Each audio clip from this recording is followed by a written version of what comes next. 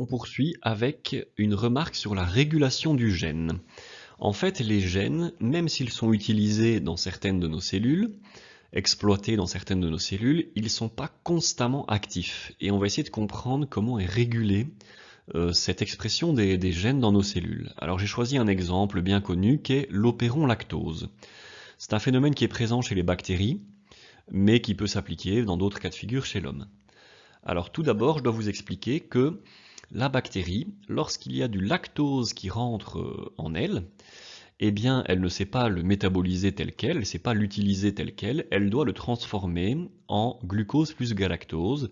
En fait, le lactose est un sucre qui est un disaccharide, c'est-à-dire un sucre composé de deux parties, de deux monomères, que sont le glucose et le galactose.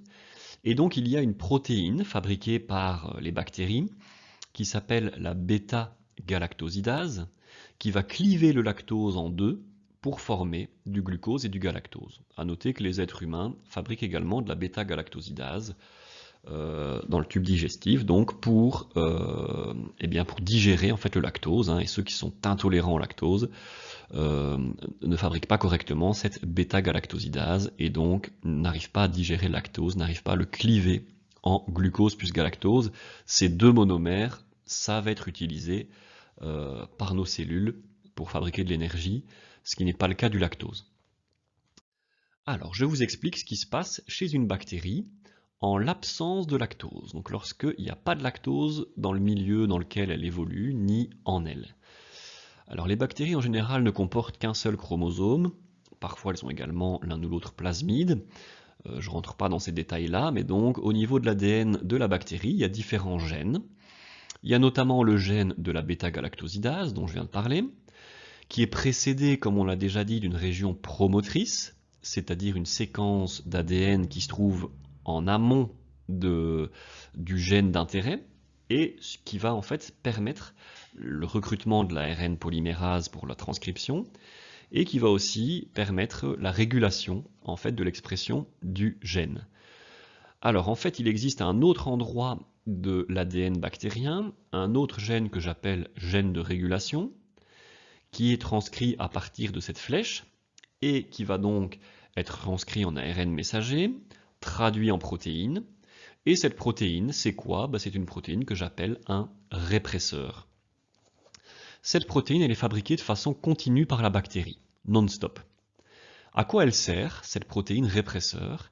Eh bien, en fait, elle a la capacité d'aller se fixer sur la région promotrice du gène de la bêta-galactosidase, c'est-à-dire en amont de ce gène, ce qui a pour effet, en fait, par encombrement stérique, c'est-à-dire le fait qu'elle soit présente, eh bien, ça va physiquement empêcher l'ARN polymérase de se fixer sur la fameuse boîte TATA et donc de transcrire le gène de la bêta-galactosidase, ce qui fait qu'il n'y aura pas de transcription de ce gène, donc pas de traduction, donc pas de protéine bêta-galactosidase, ce qui est de toute façon inutile puisqu'il n'y a pas de lactose dans le milieu, donc la bactérie n'a pas besoin de fabriquer une enzyme qui permet de digérer le lactose. Donc voilà ce qui se passe en l'absence de lactose dans le milieu. Que se passe-t-il maintenant si le lactose est présent? Eh bien, le gène de régulation, je vous ai dit, il est fabriqué de façon continue, transcrit en ARN, traduit en protéines, sauf que le lactose est capable de se fixer sur ce répresseur et de l'inactiver. Du coup, le répresseur ne sera pas se fixer sur la région promotrice du gène de la bêta-galactosidase, l'ARN polymérase va pouvoir venir transcrire le gène en ARN messager, qui sera traduit en protéine. Quelle protéine? Eh bien, la bêta-galactosidase, qui pourra digérer le lactose en glucose plus galactose. Et donc, vous voyez comment est régulée en fait l'expression de ce gène. La bactérie ne fabrique cette enzyme que lorsqu'elle a besoin de la fabriquer. Et ce processus, en fait, il existe chez les eucaryotes également, et chez les êtres humains également, évidemment. J'en reparlerai un petit peu lorsque j'évoquerai les causes du cancer, mais on sait que, pour anticiper un petit peu, certains gènes permettent de fabriquer des protéines impliquées dans la mitose, c'est-à-dire la division cellulaire, soit dans le but de renouveler les cellules mortes ou de faire croître les organismes. Et ce processus est très régulé, c'est-à-dire que nos cellules ne se divisent pas comme ça tout le temps, elles se divisent à certains moments bien précis, quand elles commencent à devenir entre guillemets vieilles. Elles ne peuvent pas se diviser 24 heures sur 24, sinon on aurait trop de cellules. Et donc il existe un mécanisme similaire qui fait qu'il y a des répresseurs qui vont se fixer au niveau de régions promotrices de gènes impliqués dans la mitose.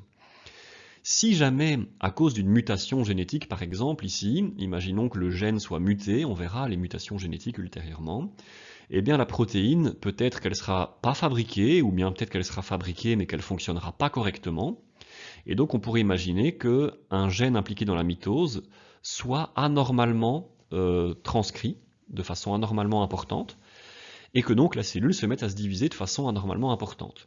Et une cellule qui se divise de façon anarchique comme ça, ça s'appelle une tumeur, hein, et en fait, la grande majorité des tumeurs sont dues à des mutations dans des gènes de régulation de la mitose.